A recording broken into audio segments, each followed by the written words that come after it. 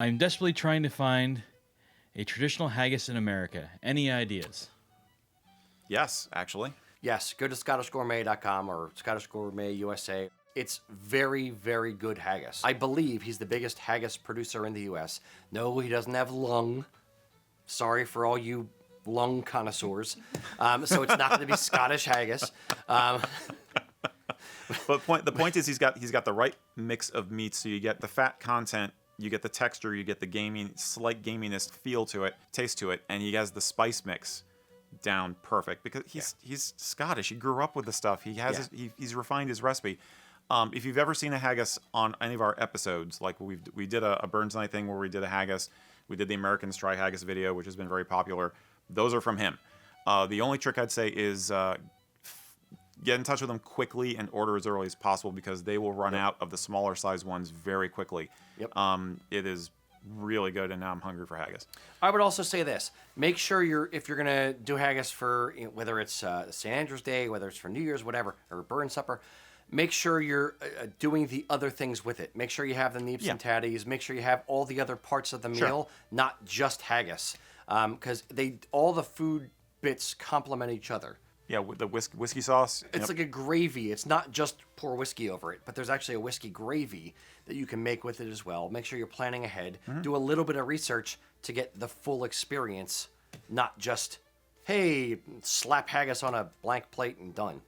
At the same time, people have done, just like we talked about with kilts, people have done some creative things with haggis over the years. You can get haggis burgers and fried haggis for breakfast, kind of like scrapple. Shaun did an episode of, I saw it recently, Scottish vlogger Shaun from Edinburgh.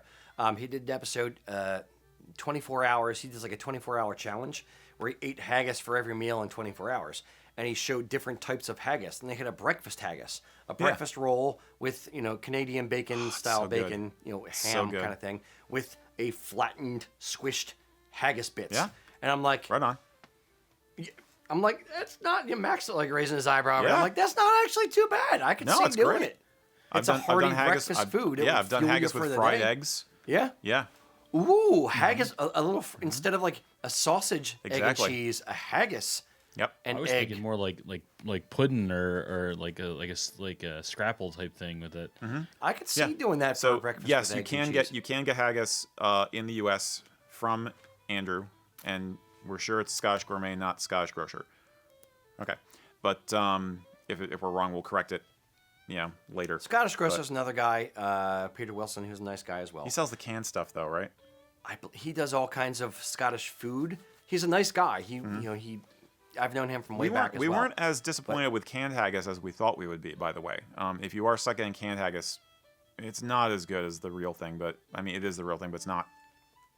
It's not the real thing. There's no lung. It's the Dinty Moore. It's still stew, but like like hash. cranberry sauce. Well, it comes out of the can like cat food, basically.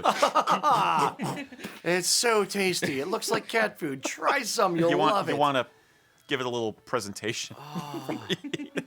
Does it come out in the casing?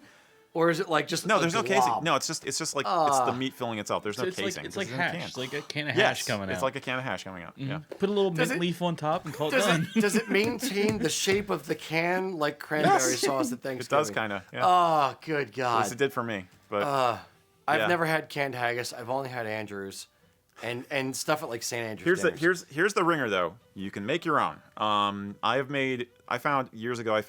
Oddly enough a crock pot haggis recipe, and making it taste right, again, comes down to having a good mix of spices. Yep. The right spices and a nice mix of meats. Mine called for like basically part ground beef, part ground lamb. Some people will use rabbit if they can get it. But lamb makes a huge difference. You want that kind of fatty meat, and then the spices, the spice mix, and the onions. And I actually liked my crockpot haggis. Turned out pretty well. Just these crockpots are good stuff, dude. Yeah. We cook a lot of cool just stuff. Made this huge giant meatball of the haggis and put them in the crockpot, and 8 hours later, it's pretty good. And I'm sure there are other recipes out there too. So yeah, go for it.